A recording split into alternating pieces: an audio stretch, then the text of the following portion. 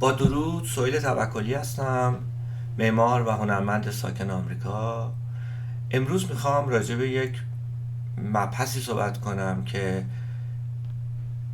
شاید در محافل آکادمیک راجبش صحبت بشه، مثل جامعه معماری، مثل دانشکده های معماری. ولی من در طول تمام این سالهایی که چه در ایران چه در خارج از کشور مشاهده کردم لیدرها و رسانه ها رو که میخوان مردم رو هدایت کنن، هیچ وقت راجع به این مقوله صحبت نکردن و اون مسئله رسیدن به هدفه. یعنی از یک انسان برای یا یک انسان یا یک جامعه برای اینکه به یک هدفی برسه باید یه سری اصولی رو رعایت کنه که من اونو به صورت فهرستوار اول در این مانیتورم میذارم که به عنوان اصول بنیادینی که هر انسان یا جامعه برای رسیدن به هدف نیاز داره. شماره یک اون هست شناخت، تجزیه، تحلیل، داوری و اجرا، که من میخوام امروز فقط در مورد شماره یک صحبت بکنم. من این رو میذارم رو مانیتور باشه تا بعد وارد مبحث اصلی بشیم.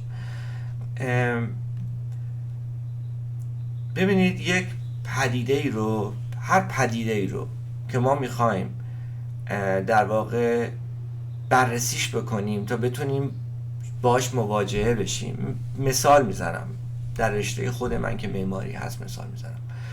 یک معمار برای اینکه بتونه یک پروژه‌ای رو طراحی کنه و یه جا بسازه، اول باید همه چی رو بشناسه، باید زمینش رو بشناسه، بایستی موقعیت‌های جغرافیایی، موقعیت‌های فیزیکی، مسائل همسایگی، بیشمار مسائلی هستن که برای هر پروژه اینا متفاوت هستن. اینا رو باید بشناسه و تا مسائل رو نشناسه نمیتونه از مرحله شناخت عبور کنه تا به مرحله بعدی که تجزیه تحلیل هست برسه. یعنی ما اول یک چیزی رو، یک پدیده ای رو که میخوایم باهاش مواجه بشیم، فرض کنیم میخوایم باهاش بجنگیم یا میخوایم باهاش دوست بشیم یا میخوایم باهاش ازدواج بکنیم یا میخوایم باهاش کار بکنیم، به هر شکل این پدیده رو ما باید خوب بشناسیمش. بعد که شناختیمش، در ذهنمون یا حالا به هر شیوهی که هر کسی داره اینو تجزیه تحلیل میکنیم، بعد میذاریمش به داوری. حالا اگر یک تیمه که داوری تشکیل داده میشه یا اگر فردیه که فرد به صورت فردی این کار رو انجام میده و در نهایت اجرا میکنیم اون کار رو. تا مرحله شناخت انجام نشه ما نمیتونیم وارد مرحله تجزیه تحلیل بشیم. اینو من برای این میگم که من به عنوان یک شهروند مشاهده کردم یک جامعه رو که در طول سالیانی که حالا بگم از روزی که فهمیده این حکومتی که تو کشورش حکومت میکنه، اون حاکمانی که دارن به کشورش حکومت میکنن اشغالگرن، ظالمن، ایران براشون مهم نیست که حالا واردش نمیشم. اینا همه تو مرحله شناخته و ما همه خوب بلد هستیم. فقط اشکال کار اینجاست که ما از این مرحله هنوز بیرون جلو نزدیم. شما مثال های زیادی هست که من میتونم بزنم براتون که حالا وارد مثال میشیم، ولی قبل از هر چیز حتی من میخواستم یه سری ویدیو بیارم از تلویزیون های مختلف در طول این سالها که وقت زیادی میگیره، شاید هم نیاز نباشه این کار رو بکنیم برای اینکه هر کسی اینقدر تو این سالها درگیر این مسائل بوده که همه فوت آبیم این مطالبی رو که تلویزیون گفته میشه. شما دقت بکنیم، به عنوان مثال تلویزیون ایران اینترنشنال مثال میزنم یا بی بی سی رو مثال میزنم یا رادیوهای مختلف رو یا تلویزیون های خود جمهوری اسلامی رو، تماما ما رو در مرحله شناخت نگه داشتن که ما نتونیم تجزیه تحلیل کنیم.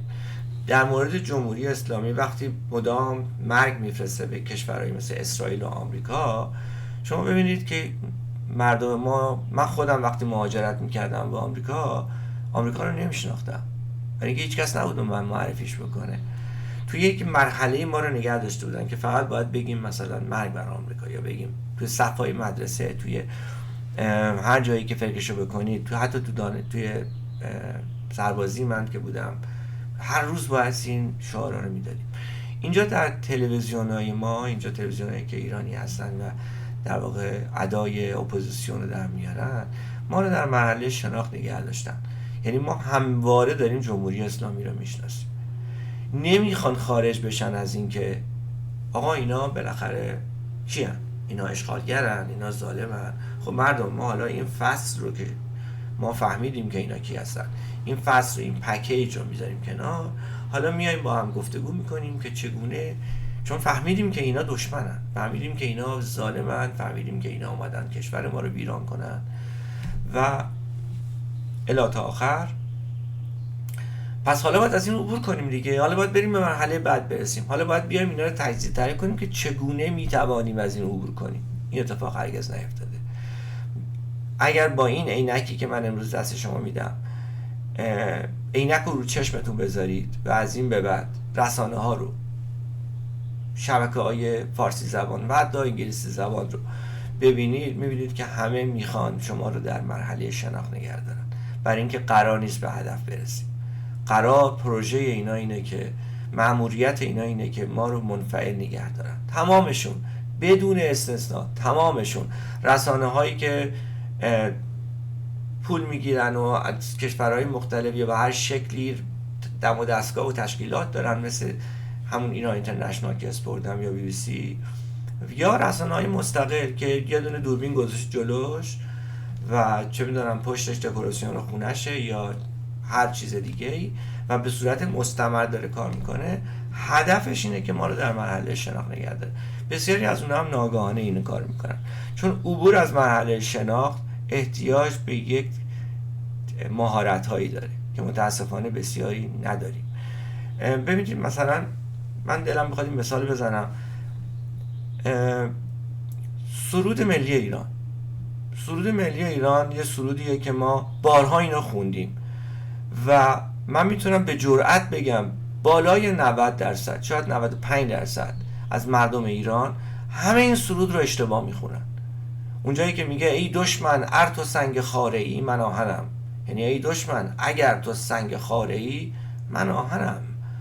یعنی چی؟ یعنی من از تو قوی ترم و میزنم با آهن خوردت میکنم. ولی ما این چون ار رو در فارسی کم استفاده شده و اصولا چون فارسی نمیخونیم، چون ادبیاتمون رو مطالعه نمیکنیم، سعدی نمیخونیم، سعدی به کرات به کار برده ار رو، یا حافظ حتی مولوی، ما این اشعار رو چون مطالعه نمیکنیم فکر میکنیم ار لابد نقطه‌اش افتاده، به راحتی میگیم ای دشمن از تو سنگ خاره ای من آهنم.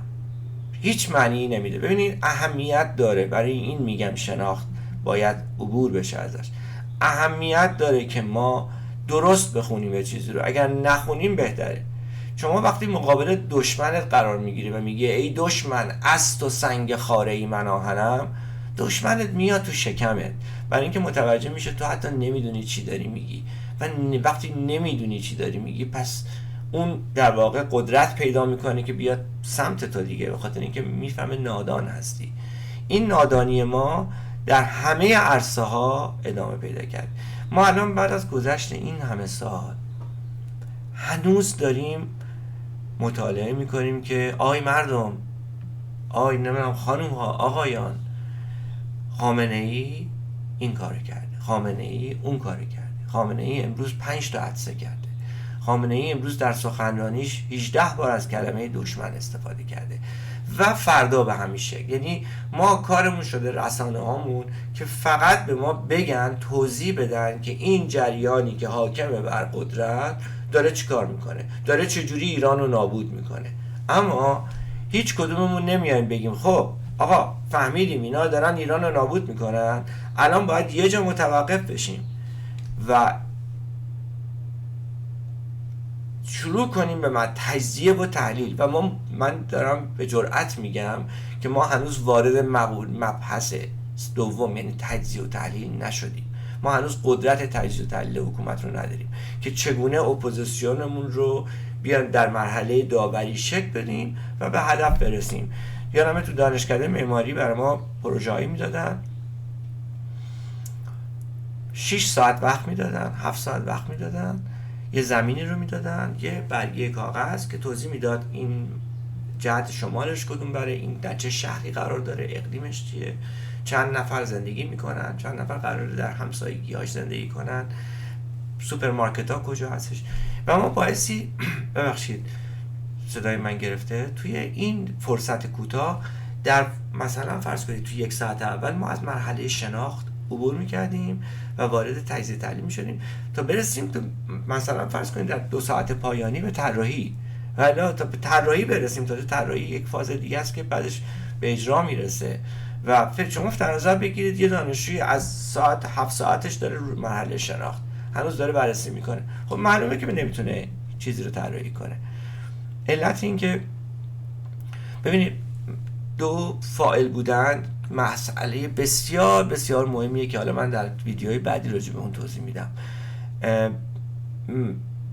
شناخت اینقدر اهمیت داره که اگر ما این مرحله رو عبور کنیم، خود مفهوم شناخت آگاهی هایی به ما میده که مراحل بعدی جلوی چشم ما آشکار میشه و ما میتونیم مسیر رو درست طی کنیم. من یادمه که سالهایی که فعال بودم در جنبش سبز توی نیویورک، یه سری ایرانیایی بودن که به اصطلاح فعالیت میکردن که بماند در زمان خیلی کوتاهی هم اونا فهمیدن که من یه چه بگم یه نخاله‌ای هستم توشون، هم من فهمیدم که اونا هدفشون آزادی ایران نیست.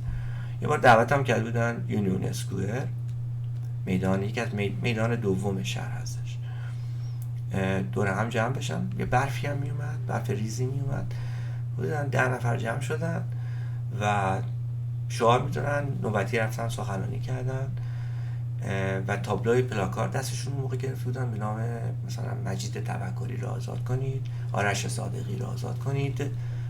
تاکید میکنم کنید، خاطر اینکه بحث من از همونجا شروع میشه.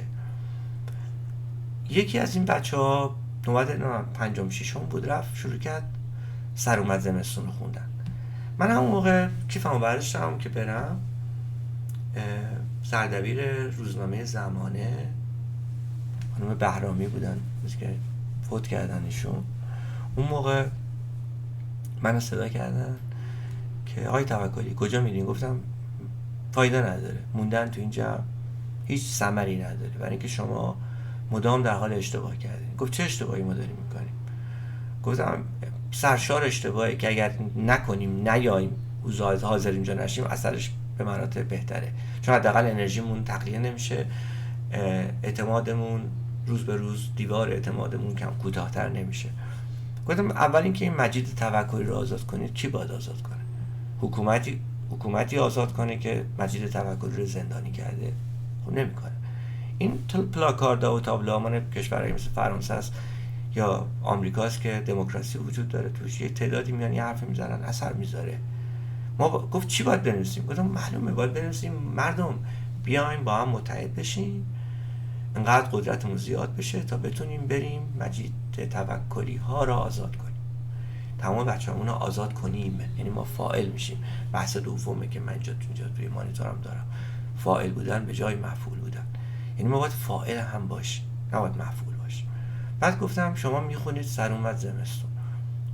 کجا زمستون سر اومده که شما میخونید سر اومد زمستون؟ بعد با یک تنه‌ای به من یه لبخندی زد و گفتش که منظورم آقای توکلی این زمستون که نیستش که حالا برفم داشت میومد. گفتم شما فکر کردید من منظورم این زمستونه؟ منم اتفاقا همون زمستون رو که شما فکر میکنید میگم. ولی آخه اون زمستون کجاش سر اومده که شما میگید سر اومد زمستون؟ چرا به بهار توهین میکنید؟ گفتم بهار شاید پشت در باشه، میخواد در بزنه با یه دسته گل. تا میاد در بزنه میبینه شما توی اتاق داری با زمستون عشق بازی میکنی، براش میرقصی، بهش میگی بهار. خب معلومه بهار قهر میکنه میره. به من نگاه میکردن اینا، باور کنید نمیفهمیدن، تو چشماشون معلوم بود و خیلی دردناک بود که من داشتم یک مقوله به این سادگی رو توضیح میدادم که آدم وقتی که معشوقی رو داره و منتظر معشوقشه، اگه بهار اون معشوق، بایستی منتظر بهار باشه، منتظرش باشه، نه اینکه به صرف اینکه عجله داره و دیر اومد هر کسی دیگه رو جای اون معشوقش بپذیره، بعد به خودش بقبولونه که من معشوقمو پیدا کردم. خب اب نداره، خودتو گول زدی برای یه مدت کوتاهی، ولی بعد خماریش میاد سراغت. چرا؟ برای اینکه واقعی نبوده.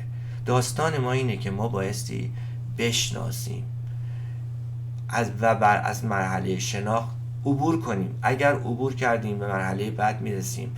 من اعتقاد دارم که همه چیز به مرور خودش به تدریج میاد. یعنی وقتی که شما رها میکنید خودتون رو در حقیقت و از مراحل به صورت آگاهانه، درست مثل شنا کردن، شما اگه میخواید از این طرف استخر برسید اون طرف استخر باید شنا کنین. اگر شنا نکنین همینطور دست و پا بزنین ادای شنا کردن رو در بیارین به ته استخر نمیرسه. ولی اینکه دوربین فیلم برداری یه جوری از شما فیلم بگیره که دارید شنا میکنید ولی شما به انتهای استخر نمیرسید و خسته میشید و آخر سر هم مجبور میشید از همین طرف استخر بیاد بیرون. همین کاری که ما مدت هاست داریم انجام میدیم. من این مبحث رو اینجا میبندم برای اینکه سعی میکنم در ویدیوهای بعدی راجع به مباحث بعدی راجع به این 10 اصلی رو که اینجا آوردم توضیح بدم.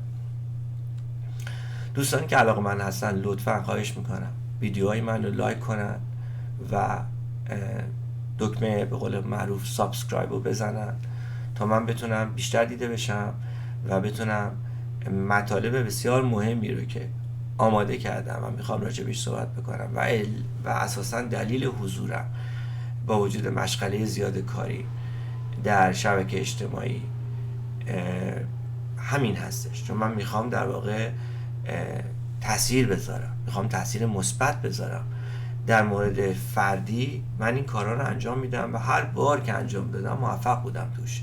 هر بارم که انجام ندادم بدون استثنا موفق نشدم. یعنی اگر از این مراحل 10 گانه عبور نکردم و اینا رو پس نکردم به اصطلاح، من هرگز به هدفم نرسیدم. بنابراین همینجا ویدیو رو کوتاه میکنم و از دوستان عزیز میخوام که حتما این کاری که گفتم رو انجام بدین و اگه علاقه‌مند هستین برام بنویسین و وارد گفتگو بشیم و من بتونم ادامه بدم. اگرم دوستی خواست اطلاعات دقیقی راجع به این مباحث داشت، من ازش میخوام که بیاد من ایمیلشو بده، من دعوتش میکنم که با هم 2 نفری یا 3 نفری یا 4 نفری راجع به این مبحث صحبت بکنیم. امیدوارم که روزگارتون بکام باشه. به امید آزادی ایران.